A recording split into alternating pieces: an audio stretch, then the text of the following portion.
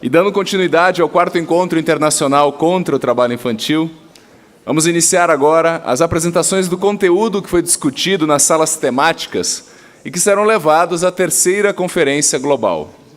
Continuem participando pelos nossos canais no Twitter e também pelo Facebook.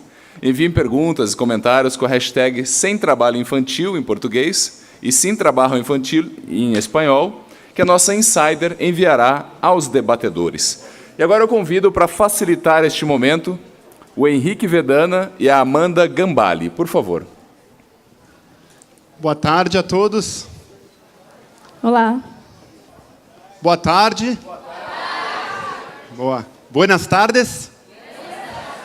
Bueno. Bom, meu nome é Henrique. Eu conheci 1/3 de vocês na sala de cadeias produtivas. E eu sou a Amanda. A gente trabalhou o trabalho adolescente numa outra sala. Então, a gente vai para o nosso segundo momento de bate-papo, a nossa segunda rodada de compartilhamento, que agora vai ser bem interessante, já que nós estivemos divididos em 3 salas, em rodadas de diálogo. Nós teremos mais ou menos 1 hora para isso, até o final do dia de hoje. A gente vai ter também a participação do pessoal que fez a escuta gráfica ao longo do dia também para compartilhar, e o pessoal, os jornalistas mirins aí de educomunicação também para trazer o que eles ouviram desse encontro e o que eles ouviram nos debates que a gente teve. Então, a gente vai explicar rapidinho a dinâmica para vocês, que é muito parecida, basicamente, ao que aconteceu hoje de manhã, com a diferença que não temos nenhum dos convidados aqui na frente, ou pelo menos de forma pré-estabelecida. Na verdade, as 6 cadeiras aqui elas estão abertas para que vocês possam participar. Então, a ideia é que a gente sempre deixe uma cadeira livre, como vocês viram hoje de manhã, para permitir que novas pessoas venham ao palco para participar. E mesmo quem está lá no fundo, é convidado a se levantar e vir aqui na frente também. A fala, para que a gente possa ter o maior número de pessoas contribuindo aqui na frente, compartilhando o que viveu hoje, manter a fala sucinta, ser objetivo na fala. Que também, como nós estamos aqui praticando o diálogo, é um convite que a gente faz para a gente praticar a objetividade aqui. Então, se vocês têm as anotações de vocês, que vocês fizeram na sala, que vocês anotaram no final da tarde, vocês têm agora um papelzinho para anotar, ajuda na hora de fazer esse compartilhamento com todos. E pensar sempre em encadear ideias. Na verdade, a gente está aqui num diálogo, é uma rodada final de diálogo. Então, tem alguém falando um assunto e você é o próximo, busca encadear o assunto que está acontecendo, como se fosse uma conversa mesmo, o mais natural possível.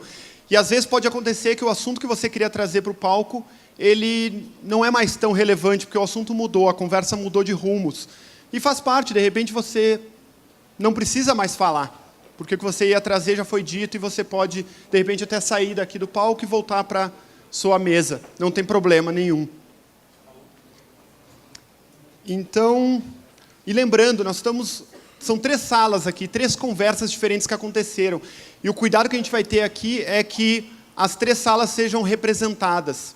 Então, talvez a gente precise intervir para garantir essa diversidade e saibam que vocês estão todos convocados a contribuir aqui para essa conversa. E como é que as 3 conversas, o trabalho aprendiz, cadeias produtivas e as piores formas, como é que elas se correlacionam? E como é que as ideias que foram desenvolvidas nas salas, o que elas têm em comum, sinergias, complementaridades que a gente pode trazer aqui para a nossa rodada de conversa. Tá ok? É bem simples, Então, a gente vai praticar e eu peço que vocês contribuam aqui para a nossa conversa.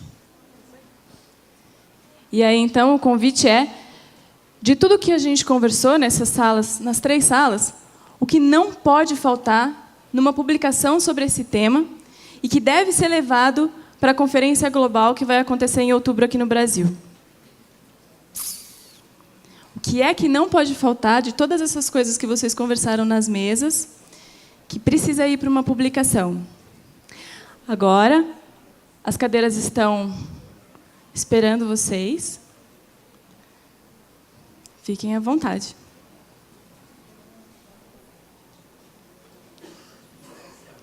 Por favor.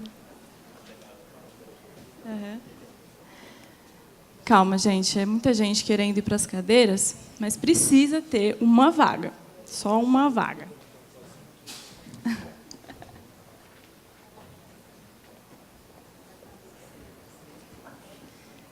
e que, idealmente, também tenha representantes de todos os temas, de todas as salas, para ela ficar mais rica, para a gente conseguir levar para a conferência o máximo de, enfim, pontos possível.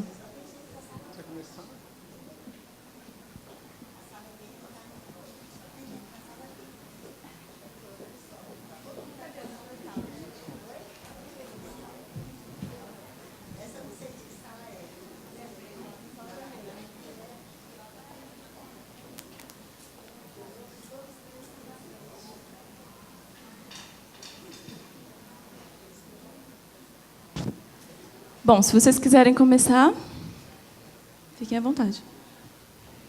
Um ponto importante é se apresentem, né, para as pessoas e também na sala que vocês participaram hoje à tarde. Perfeito. Antônio Lima, Ministério Público do Trabalho, no Ceará. Participei do grupo sobre aprendizagem. Participei de 3 mesas, né, 3 grupos.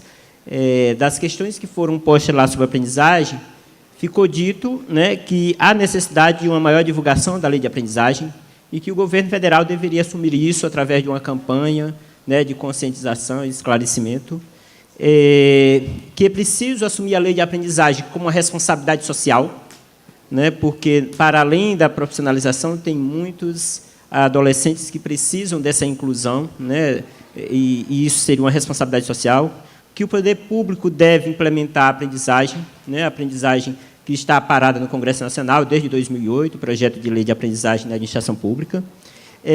A lei da aprendizagem deve focar os adolescentes que estão em situação de vulnerabilidade, como uma forma de resgatá-los dessa situação. É preciso olhar para o jovem que estão sem perspectivas, que muitas vezes acabam sendo contratados aprendizes que têm melhores condições, por melhores condições de estudo. É um processo seletivo muito competitivo e acaba deixando muitos adolescentes sem essa perspectiva. É preciso descobrir o que está faltando na escola para que muitos jovens não se interessem por ela, para buscar reverter essa situação. E também que a contratação do aprendiz não seja um fim em si, que ele até seja um processo de transição daquela situação de que ainda existe muitos adolescentes em situação de trabalho desprotegido, com busca à proteção desses adolescentes, mas que não seja uma forma de antecipar os adolescentes, a entrada desses adolescentes no mercado de trabalho. E um jovem que participou dos nossos debates trouxe um olhar mais no horizonte. Ele disse o seguinte, que muitos adolescentes manifestam interesse em ser aprendiz, mas essa manifestação de vontade não é livre. Ela vem lapidada por uma necessidade ou da família ou do consumismo dos adolescentes, que acaba fazendo com que ele se interesse por ser adolescente, ou melhor, aprendiz, pela questão financeira, pela questão do salário, mas não porque ele acha aquilo interessante para ele. Poderia ser melhor retardar a entrada desse adolescente no mercado de trabalho, proporcionando a ele uma educação integral. Essas contribuições que eu pude colher nos debates que eu participei. Muito obrigado.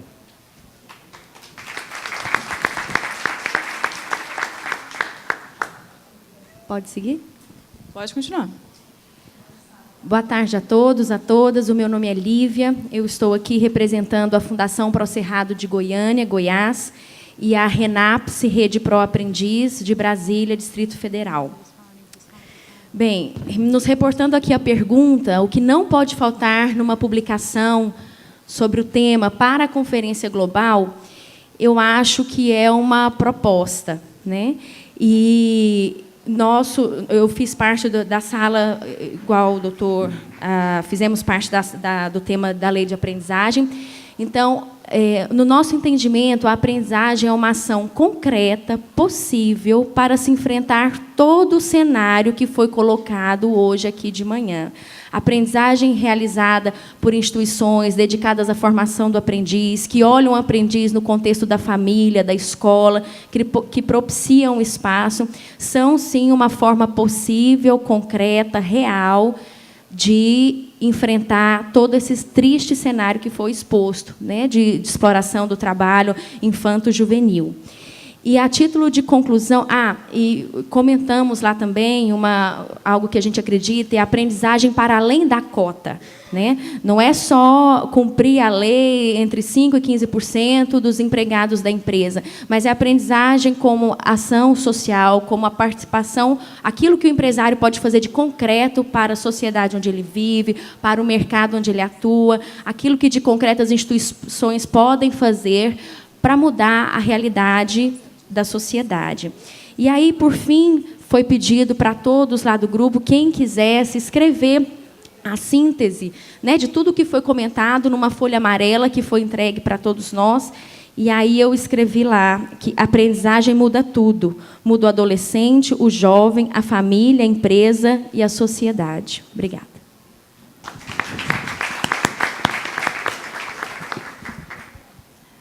Por favor, se apresenta. Boa tarde a todos. Eu sou Carolina, trabalho na Secretaria de Desenvolvimento Social da Prefeitura de Sorocaba e participei hoje à tarde do grupo sobre as piores formas de trabalho infantil. Eu acho que tem 2 pontos que eu gostaria de trazer aqui, que eu acho que seria importante a gente levar para a conferência global. O primeiro, assim, imaginando um jogo de futebol, né, o Brasil ele tem bons marcos legais, ele tem bons programas, né, para combater o trabalho infantil, mas quem veste a camisa mesmo para chutar a bola nem sempre está bem preparado e bem capacitado, que é o pessoal, a equipe técnica e os gestores municipais. Então, eu acho que a gente precisa cuidar do bom convencimento dos gestores no combate ao trabalho infantil e da boa preparação e formação das equipes técnicas, né? Eu acho que instrumentalizar e ajudar a formar essas pessoas, que é quem vai chutar a bola para o gol, é quem veste a camisa, quem vai, de fato, trabalhar aí na questão do combate ao trabalho infantil. Então, acho que essa é uma questão importante para a gente poder levar, né? Que passa, inclusive, por uma questão de mudança cultural mesmo, e do convencimento dessas pessoas do quão é importante a gente combater o trabalho infantil, de que as piores formas nem sempre parecem piores formas, como o caso, por exemplo, do trabalho doméstico infantil, né? Que parece ter uma cara de ajuda, como foi falado aqui de manhã, mas que muitas vezes impede a criança de estar exercendo aí sua plena infância, né? E aí, pegando um pouco por esse ponto, acho que tem uma outra questão que eu acho importante, quando a gente fala de combater o trabalho infantil e as piores formas, e trabalho doméstico, entre elas principalmente, que eu acho que a gente precisa adressar uma questão de gênero nessa discussão, né? Porque a grande parte das crianças que trabalham dentro das suas casas, elas trabalham para cuidar, por exemplo, dos irmãos mais novos, né? Trabalham porque suas mães precisam trabalhar fora para garantir o sustento da casa, muitas vezes elas chefes de família. Trabalham porque a gente não tem creche suficiente no país para que essas crianças pequenas possam ser colocadas. Eu acho que existe uma forte questão de gênero, de cuidado com a mulher, de fortalecimento do papel da mulher e da mulher dentro da nossa sociedade, que precisa ser adressada e que eu acho que faz parte da questão do combate aí às piores formas do trabalho infantil. Acho que minha contribuição é essa. Só uma coisinha, gente. Quem quiser vir, e, enfim, se vocês também quiserem sair, não tem problema nenhum, mas pode ficar também. Doutor Antônio, fica aqui. Vamos lá, pessoal, boa tarde. Valdinei, Rede Nacional de Aprendizagem, militante da aprendizagem há muitos anos, e achei que o debate foi muito rico, por vários motivos. Tivemos, em uma ocasião das mesas que eu participei, um jovem, a qual o doutor Antônio, ali, que também é um militante da aprendizagem e trabalha com serviço público, como procurador, e o jovem disse que ele é contra a aprendizagem no sentido de que o jovem tem que estudar. Eu acho que esse é um jovem que está sonhando ainda. E nós temos que dar oportunidade aos jovens para que eles sonhem. Porque o que nós temos, na realidade, são jovens sem perspectivas e sem sonhos. E isso é muito importante, eu achei a contribuição dele fantástica. E nós temos na aprendizagem uma oportunidade incrível, não aproveitada nesse país, porque é uma lei que foi instituída em 2000, em 2005 regulamentada, com a perspectiva em 2010, em 2008, que nós pudéssemos chegar a 1.200.000 aprendizes no Brasil, e hoje temos 347.000 aprendizes. Um resultado pífio. E ainda pior, desses 347.000 aprendizes, poucos deles têm a efetividade social da qual a lei se propõe. Por quê? Esses aprendizes, na sua grande maioria, não são jovens, que, na verdade, são os mais que precisam desse programa. São os que têm a idade e a escolaridade desnivelada. São os jovens que, de fato, poderiam estar sendo incluídos num programa como esse, numa lei como essa. Porque, na verdade, a aprendizagem hoje nesse país é o único programa, é a única política pública fundamentada em lei, porque se falou aqui de Projovem, disso e daquilo, mas que são programas sazonais, que são programas que entra um governo e sai governo, ele pode ser modificado. A legislação da aprendizagem, não. E ficou uma pergunta no ar ali, dizendo que como é que está a aprendizagem na prática, na realidade? Na prática, nós temos uma legislação não apoiada pelo próprio governo que a promulgou. Nós temos os atores da aprendizagem desconhecedores da própria lei, porque se nós que atuamos no Brasil inteiro, 95%, salvo engano, se não for maior, dos conselhos municipais da criança e do adolescente não sabem o que significa a lei da aprendizagem. E aqui ela veio. E, necessariamente, esse é um dos atores que tem que conhecer, né, porque faz parte da burocracia do processo da aprendizagem você passar pelo conselho. E também acredito que seja necessário. No entanto, o governo não habilita esses conselhos no sentido de conhecer essa política pública que é tão importante, de conhecer essa legislação no sentido que ela possa ser implementada. Então, essa é uma das questões que eu acho que tem que ser levada a uma conferência global. E tratar o programa de aprendizagem, ou programas de aprendizagem semelhantes, porque nós temos aí no Chile, no Uruguai, no Paraguai, inclusive o Paraguai tem uma legislação muito próxima daquilo que é no Brasil, né, e tratar isso como uma política latino-americana de inclusão laboral juvenil, porque o problema do jovem do Brasil é praticamente o mesmo problema que se vive na Argentina, no Uruguai, no Paraguai. Eu acho que esse é um assunto premente que tem que ser levado para uma discussão global. A mudança da legislação, a possibilidade da discussão da aprendizagem a nível sul-americano, no Mercosul. Política pública não se faz em fronteiras. Política pública tem que extrapolar fronteiras de estados, de municípios. O Estado nacional, o Brasil, não adota a aprendizagem. Que absurdo é esse? Como quer que os empresários adotem a aprendizagem se eles mesmos não, se o próprio governo não dá o exemplo? Então, nós temos que modificar isso. Obrigada. Boa tarde, eu me chamo Marcos, São Vicente, trabalho no CREAS.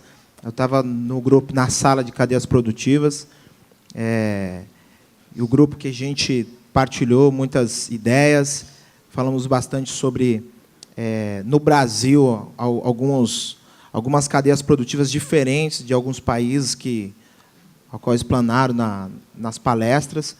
E uma das conversas foi que, nessa questão do tráfico de drogas, que tem sido muito forte no nosso país e tem se expandido isso para outros países também, mas o que ficou bem forte foi essa questão da nossa rede latino-americana, como é forte no partilhar, de estar junto. Estamos aqui numa conferência internacional que tem a maior totalidade da rede latino-americana, então isso tem consolidado entre nós. E aí a dúvida foi, na China tem exportado tantas coisas para nós, e as crianças que estão lá estão trabalhando, e nós estamos consumindo, então estamos ainda, de qualquer maneira, ainda ajudando lá no trabalho infantil. Então, para uma conferência global, acho que a proposta é a gente trazer algum sistema, algum órgão que venha fiscalizar isso, porque percebemos que há uma dificuldade em muitos municípios, nos países, de fiscalizar a efetivação desses serviços que são propostos em muitas conferências. Então, a ideia é a gente conseguir construir isso em algo mundial, para a gente conseguir fiscalizar, acompanhar, monitorar, e eu creio que foi isso que eu pude filtrar e trazer um pouco para nós aqui. Valeu, obrigada. Bom, boa tarde a todos. Meu nome é Tiago, eu sou agente social do CREAS de Sorocaba. Trabalho com o PET, Programa de Erradicação do Trabalho Infantil. E eu participei do grupo de... Como que é o meu nome? De cadeias produtivas. E o que deu para filtrar perante as explanações e as discussões é que, assim, tudo que foi explanado, nada é de tão novo assim para a nossa realidade. Todo mundo conhece o que está acontecendo, tanto no Nordeste quanto no Sudeste e em outros países, certo? Então, o que fica para mim é que falta uma grande vontade política do investimento para erradicar esse trabalho infantil. Falta um pouco de parceria da gestão com o pessoal que está na base do trabalho, indo atrás dessas crianças, atrás dessas famílias. Um outro ponto importante, que já foi dito de manhã, é a questão da cultura dessas famílias de afirmar que é melhor ele estar trabalhando do que ele estar envolvido com o crime. E o discurso tem que ser outro, é melhor ele estar na escola. Né? Então, vem muito da questão da cultura dessas famílias que começaram a trabalhar muito cedo e que hoje reproduzem isso nos seus filhos. Um outro ponto muito importante é a integração dos setores, da rede intersetorial, principalmente os 3 pilares de saúde, educação e assistência. Porque quando as 3 se comunicam, costuma dar muito certo. E quando uma delas não se comunica com a outra e não ajuda, a família acaba ficando sem o atendimento adequado, sem a conscientização adequada da questão do trabalho infantil. E uma coisa muito importante, que eu senti muita falta aqui na conferência, é que não foi abordada em nenhum momento a questão da exploração sexual dos menores no Nordeste, da questão de turismo sexual, que tem muito forte no Brasil, e qual é o ponto que o governo também sabe que existe porque não investe nessa reeducação. Então, são coisas para a gente pensar. A falta de vontade política, a questão da intersetorialidade, que se torna primordial para o atendimento, a questão da gestão, dar o apoio, como tem dado em muitos casos, e essa questão do Nordeste. Atrai muitas pessoas de fora, e por que essa exploração não é combatida como deve ser, e porque, às vezes, não é abordada como a gente espera que seja. O que eu tenho para contribuir é isso. Boa tarde, meu nome é Guilherme, eu sou de Pouso Alegre, Minas Gerais. Trabalho na Fundação Promenor, com o programa PET. Nós também trabalhamos com a execução de medidas socioeducativas em meio aberto. Então, a gente tem esse trabalho com crianças e adolescentes. Complementando aqui, dando gancho nessa conversa, uma coisa que chamou muita atenção, eu estava no grupo de piores formas do trabalho infantil, e foi muito forte a colocação relacionada à articulação que acabou de ser citada, por conta do seguinte: nós temos ali o trabalho relacionado à educação, o trabalho relacionado à saúde, o trabalho relacionado à assistência social, principalmente nesses 3 níveis, nesse primeiro momento. Mas nós não vemos o trabalho infantil como uma grande prioridade desse aspecto. Então, a gente tem ali cada um... Eu tenho o problema da ensinagem da educação, o problema de atender a questão da demanda na saúde, as diversas questões da assistência social, só que os programas que trabalham com o trabalho infantil acabam ficando ali como um nicho isolado dentro das cidades. A gente trabalha, sente que isso é um problema grande.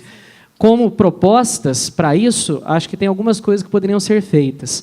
Uma delas é o fortalecimento dos conselhos de direito da criança. Por que a gente fala isso? Em muitas cidades, esse conselho ele é muito pouco engajado e pouco formado mesmo. Vão sendo indicadas pessoas, muitas vezes, sem muito foco para aquela questão que está sendo levantada dos direitos das crianças e adolescentes, e esse trabalho está tendo um avanço, mas precisa melhorar muito ainda. Porque senão a gente não vai ter a pessoa certa para fazer busca ativa, a gente não vai ter uma preocupação de todos os setores em trabalhar o trabalho infantil, e não apenas ali, ó, educação com isso, arrumei a vaga, está resolvido. Não é essa a questão, é uma questão de abrir essa discussão.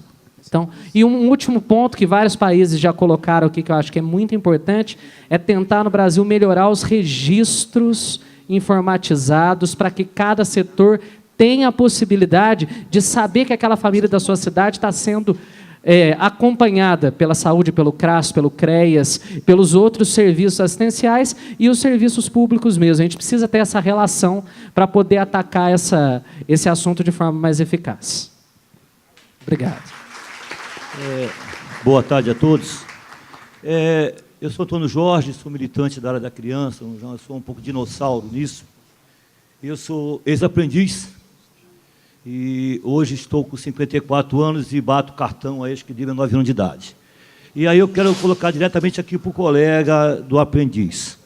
Nesse momento, a lei do aprendiz, quem está usando bem ela é o pessoal de 18 anos.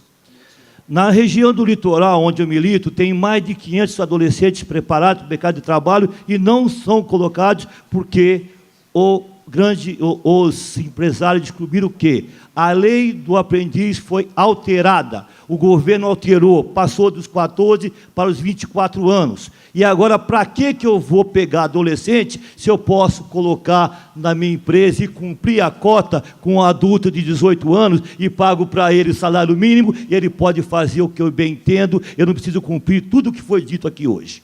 Para quê?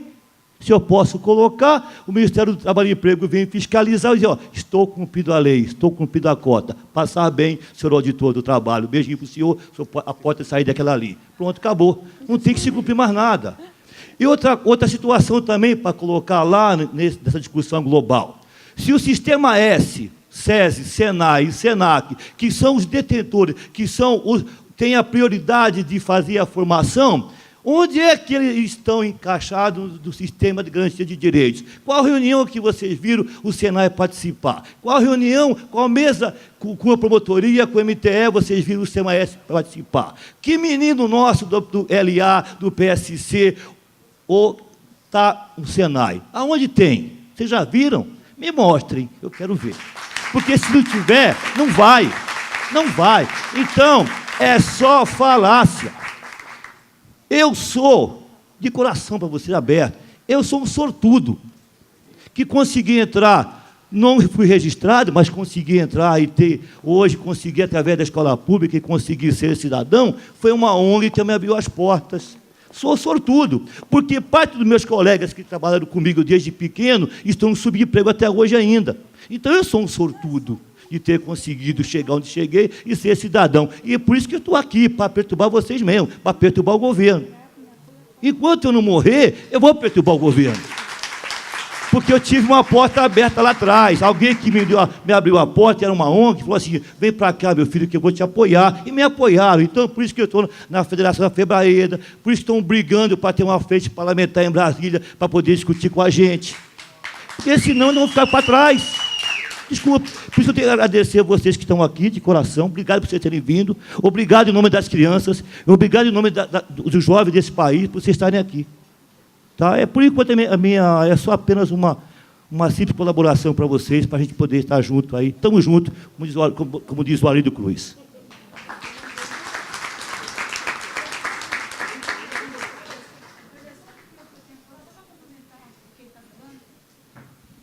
Boa tarde. Na realidade, eu sou professora da rede pública, né, estadual, municipal, e eu só vim, né, por conta do que ele falou, que é exatamente isso. Os meus alunos lá da 3ª divisão e do Jardim Elba, pouquíssimos conseguem. Primeiro, pela distância, tá? Eu falo, eu incentivo, eu busco informação. Eu estou aqui hoje por conta de buscar informação para passar para eles, mas eles não conseguem, primeiro, porque esbarram em várias barreiras, e uma delas é a questão da distância. Tá? Da escola que eu trabalho até o Tatuapé, que é um espaço próximo, é 1h30. E os cursos do Senai, por exemplo, que são os que eu mais conheço, Vila Alpina. Então, é mais ou menos 1h30 também.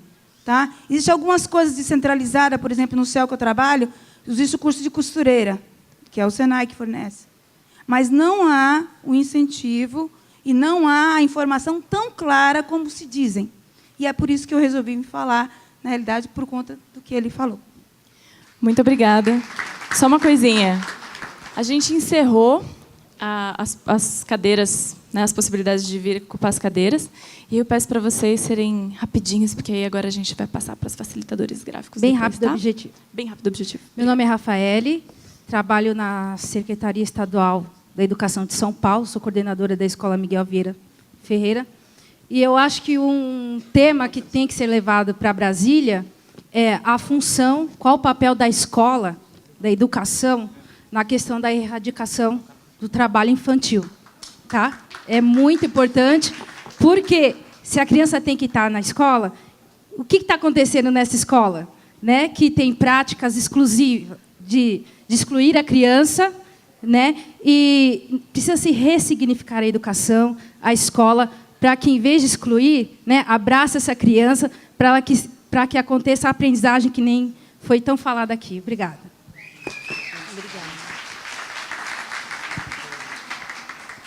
Boa noite, meu nome é Laís, eu sou assistente social do Instituto Social Santa Lúcia. E eu trabalho na região de Pinheiros, na erradicação do trabalho infantil com crianças e adolescentes. E eu digo para vocês que nossas políticas públicas e o nosso governo não conhecem as nossas crianças e adolescentes que executam o trabalho infantil. E, por eles não conhecerem, e de forma muito superficial, são criadas políticas públicas, de maneira que não alcançam. Quando a gente vai nas visitas domiciliares, a gente vê que muitas coisas que a gente discute aqui tornam-se tão distante deles, né? Muito distante, às vezes a gente não alcança.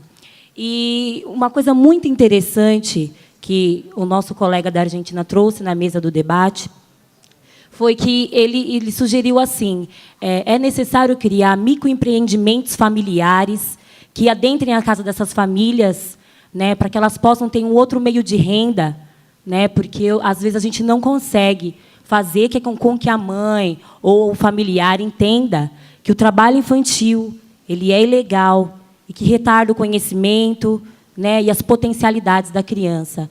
Então, eu acho que uma proposta a ser levada para a nossa conferência global é propostas de economia e rentabilidade para essas famílias que tanto necessitam.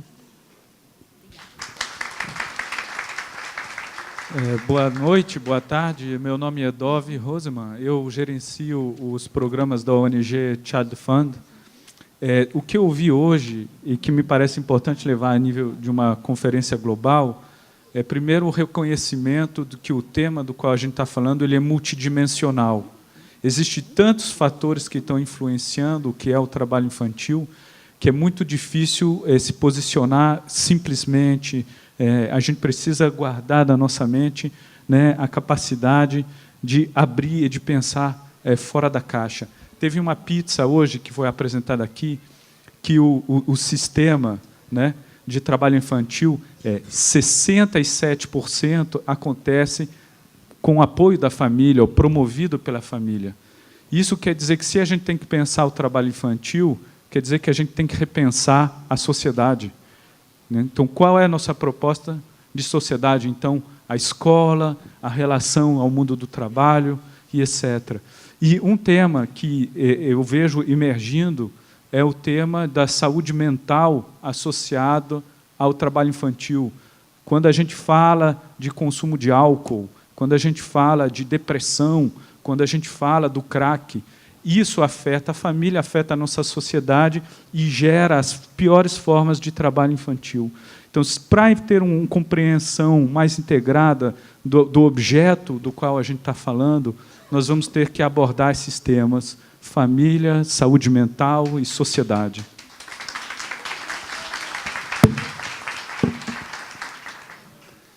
Muito bom, muito bom. Muito obrigado. Pessoal, a gente está chegando, né, aos finalmente, inclusive, da nossa tarde, e eu agora gostaria de convidar, eles já estão localizados, para concluir o nosso aquário aqui com o nosso compartilhar, que são, né, as 3 equipes que fizeram a colheita visual, né, que vocês assistiram a construção, eles vão mostrar para vocês e vão comentar um pouquinho a respeito. Então, eu começo, Massal, por favor. Boa tarde, meu nome é Massal. Fiquei do grupo que ficou discutindo a questão das piores formas de trabalho, né? Eu não sei se eu tenho muito a acrescentar, porque acho que muito foi dito já aqui. Ficou muito essa questão do ter um registro, da gente perceber esse registro, para perceber que tipo de atuação existe, e também essa questão do vínculo com a família, né? A importância a gente se vincular à família para se aproximar mais, e com a intervenção da parte das ferramentas socioeducativas. Teve uma parte que eu acho que foi bem interessante, que foi o mapeamento mesmo dos vários tipos de trabalhos.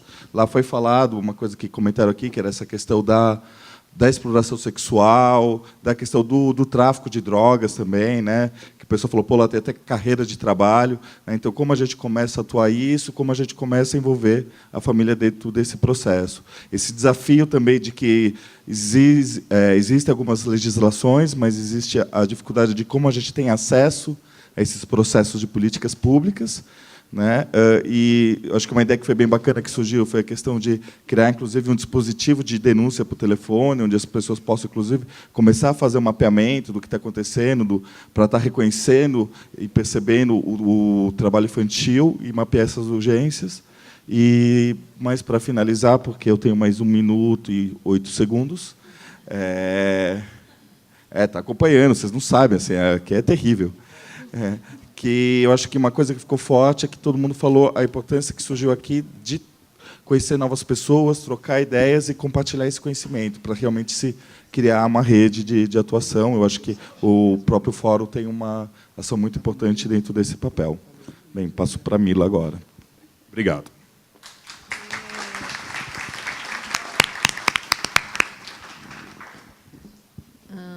O meu a gente acompanhou o trabalho adolescente protegido. Eu vou levantar, tá? Só para mostrar. Então, aqui, a gente registrou a fala da Vitória Lopes, que está aqui nessa nuvem aqui, do Diego Oliveira, do Fábio Ribas e da Araia Falas, do Projeto Meme. Aqui vocês conseguem ver que muito do que vocês estão falando aqui foi registrado, né? Que essa integração, essa como é que fala? É um sistema muito complexo, então não dá para tratar uma coisa ou outra. São vários âmbitos e eu percebo, assim, depois o Tiago me pediu para ver se eu conseguia enxergar alguma coisa além do que foi registrado. O que eu consigo ver, além do que a gente viu nas falas de vocês, é que não são só vários âmbitos da sociedade, né? O sistema judiciário, o governo, os conselhos, os conselheiros, os próprios jovens, a família, a saúde, nananana, mas também o que eu vejo são vários níveis são âmbitos, o coletivo e vai até o pessoal. Assim. Tem uma coisa que apareceu nas mesas também, vieram valores, veio dignidade, veio responsabilidade, veio respeito, né? Então, acho que são âmbitos que são uma variedade que vai nesse sentido, mas tem uma variedade que vem nesse sentido aqui também.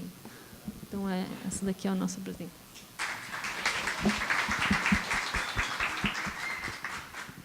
Bem, boa tarde. Meu nome é Luiz Flávio, sou da Alavanca e nós ficamos com o tema trabalho infantil nas cadeias produtivas. Nós tivemos 3 falas bastante incisivas, além das 2 boas práticas que falaram na nossa sala, mas uma fala foi bem marcante, foi forte, foi a da Maria Vandalva, que é aqui do Brasil. Ela contou a experiência dela nas cadeias produtivas, do trabalho que ela teve na infância, e como isso marcou ela profundamente e como a educação foi fundamental para que ela transformasse essa história e para que ela pudesse hoje contar a sua boa prática pessoal, né, a sua boa prática de vida. Então, isso foi bem marcante de como ela, uma criança que foi violado, teve seus direitos violados, e hoje ela trabalha para combater isso entre as crianças da região onde ela atua. Nós falamos bastante, né, as mesas discutiram bastante sobre a importância da mídia publicitar ou explicitar o tema do trabalho infantil como uma forma de conscientizar, inibir essas práticas entre as famílias, né, entre a cultura familiar que incentiva a criança ou o adolescente a trabalhar muito cedo, muito precocemente, e também o empresariado. Então, acredita-se, dentro daquele grupo, que se a mídia tiver um papel fundamental em explicitar, em publicitar esse tema constantemente, as pessoas cairão mais na real de que isso não é legal. Então, tanto as famílias perceberão que não é legal empurrar seus filhos para o mercado de trabalho precocemente, como os empresários também podem se conscientizar do papel que eles têm negativo quando eles assumem uma criança ou um adolescente dentro da sua empresa. Falou-se também, se questionou por que o governo não tem ações incisivas para erradicar o trabalho infantil entre crianças e adolescentes, né? Por que o governo faz vista grossa para tantas empresas que mantêm crianças e adolescentes trabalhando em situação degradante? A quem interessa tudo isso? A quem interessa a precarização do trabalho e colocar crianças nas escolas, fora das escolas, para gerarem riqueza para algumas pessoas? E será que isso tem alguma relação com o fato da mídia não publicitar isso tão fortemente, né, tão incisivamente? Então, por que a mídia também não publicita isso o tempo todo e não traz casos reais de empresas que estão sendo pegas com trabalho infantil, com precarização do trabalho? Aliás, a precarização do trabalho também entrou na roda. Se é ruim nós vermos um adulto em situação de precarização de trabalho, em situação de subemprego, é ainda pior e causa danos ainda mais graves à criança e ao adolescente. Então, além disso, a criança e o adolescente recebe muito menos e trabalha em situação muito mais degradante, né? Então, a precarização do trabalho, se é ruim para nós adultos, para as crianças é algo que causa traumas, às vezes irreversíveis. Falamos também sobre a vulnerabilidade do adolescente frente ao tráfico de drogas, né? Algumas pessoas chegaram a levantar a questão de que os adolescentes são muito vítimas do tráfico de drogas, são usados pelo tráfico de drogas por conta da questão da impunidade. Então, esse adolescente é pego, ele cumpre uma medida curta e ele logo está reinserido no sistema, na cadeia produtiva novamente, para gerar riqueza. E isso, para alguns adolescentes e para suas famílias, é algo considerado positivo, porque ele ganha bem, ele ganha melhor fazendo isso do que estudando, do que trabalhando em algo bacana, em algo que contribua com o crescimento pessoal, profissional, enfim. Então, é um pouco isso que foi discutido nas cadeias produtivas, o trabalho infantil nas cadeias produtivas, e a gente registrou um pouco isso. Ainda estão sem falas, mas vocês podem ver na saída o painel com as falas bonitinhas e registrando tudo isso. E faltam 5 segundos para acabar o tempo. Muito obrigado.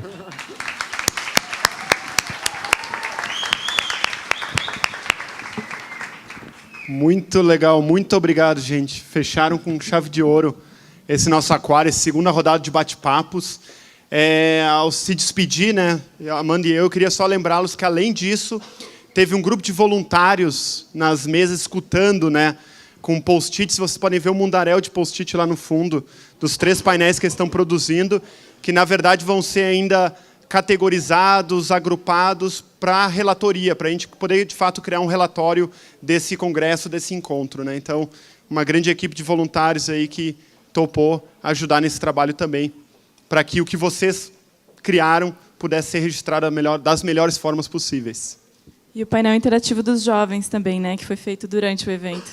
Acho que eles vão apresentar, mas vamos passar para o mestre de cerimônias aqui. Muito obrigado, pessoal. Obrigada.